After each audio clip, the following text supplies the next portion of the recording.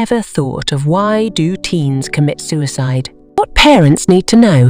Which kids are at the highest risk for suicide?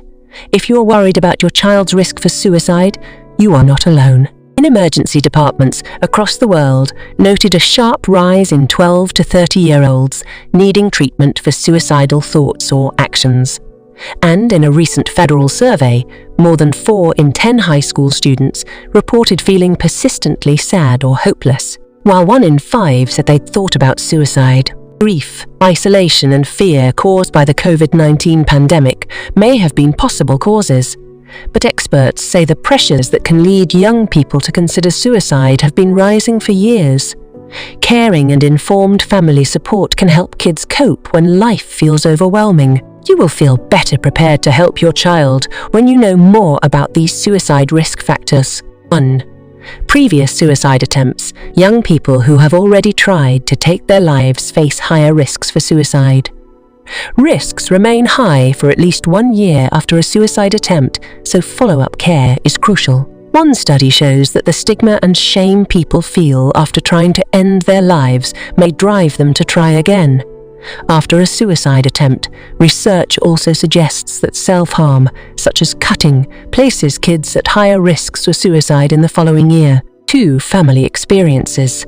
There are many family issues that can affect youth suicide risks.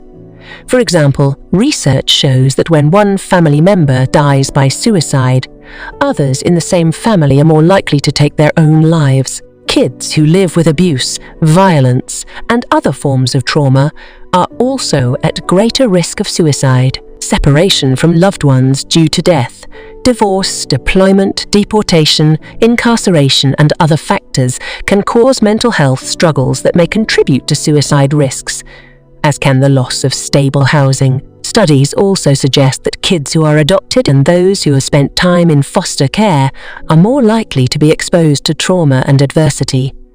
This can raise their risk for suicide. Social pressures relating to sexual orientation or gender identity. Young people who identify as lesbian, gay, bisexual, transgender, queer, or two-spirit LGBTQ2s are 4 times more likely to attempt suicide than their straight, heterosexual, or cisgender peers. However, sexual orientation and gender identity themselves are not directly linked to suicide. Rather, youth who identify as LGBTQ2s may experience discrimination, hostility, and rejection, which can lead to suicidal thoughts. One study found that when kids experience negative family and social reactions to coming out, this can raise suicide risks. Racism, discrimination, and related systemic bias are extremely harmful to mental health. Also, a history of systemic racism limits children's ability to access developmentally and culturally responsive mental health services in communities and schools. Racism and discrimination have led to significant differences in suicide risk and rates based on race and ethnicity. One study of Black and Latinx youth showed that even subtle discrimination is linked with suicidal thinking. As the American Psychological Association (APA) notes, race-related stress threatens the inner resources people need to cope with everyday life. The APA offers tools and insights for parents who, along with their kids, need strategies for overcoming the erosive effects of racism. Depression. Adolescents who experience depression are more likely to attempt suicide. Parents may notice depression symptoms such as sadness, irritability, hopelessness, boredom, and the tendency to feel overwhelmed most or all the time. But some kids are good at hiding their feelings or don't know how to share them. Since 1 in every 5 adolescents and teens will face depression at some point, the American Academy of Pediatrics recommends that all kids age 12 and over be screened for depression and suicide risks in yearly health checkups. Other mental health conditions, mood disorders, eating disorders, and other psychiatric conditions can increase a child's risk of suicide. For example, young people with schizophrenia may hear voices, auditory hallucinations that seem to be telling them to take their own lives, even though they do not want to die. Alcohol and substance use is a factor in roughly 1 in 3 youth suicides. Young people may intentionally take large doses of drugs as a way of ending their lives. Alcohol and drug use can also cause a break from reality or psychotic episode that causes hallucinations or delusions that lead to suicide. Behavior problems. Young people who experience extreme anger or have a history of aggressive, impulsive behavior face higher suicide risks. Strong feelings themselves aren't the sole cause, since most children and teens experience intense emotions and moods. But youths who act out feelings in destructive ways may end their lives, especially if they are socially isolated, using drugs or alcohol, or consuming media in excessive, unhealthy ways. Knowledge of other suicides, especially close to home.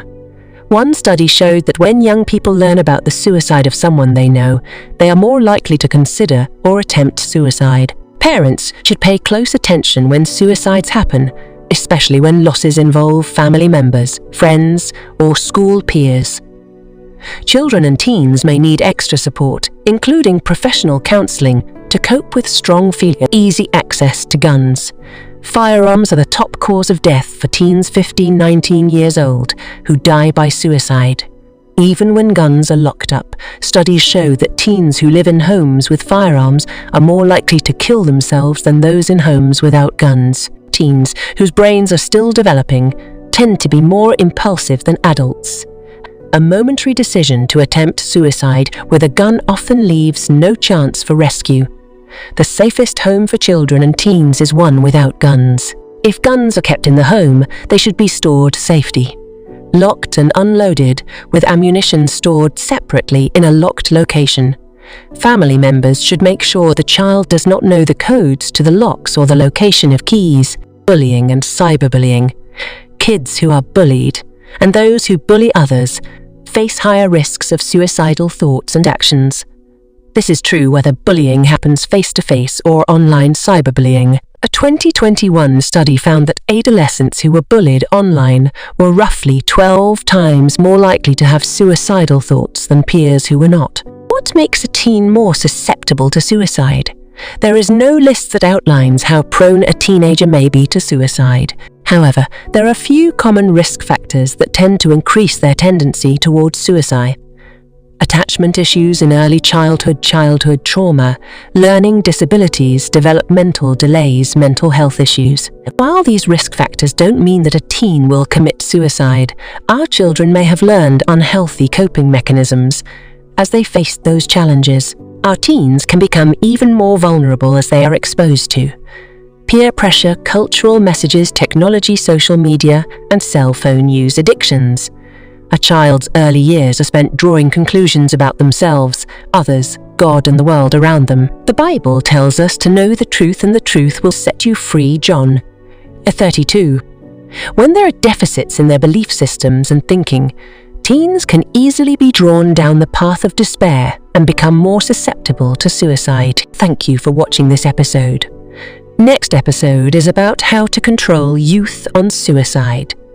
Subscribe to this channel and click on the bell to be notified always.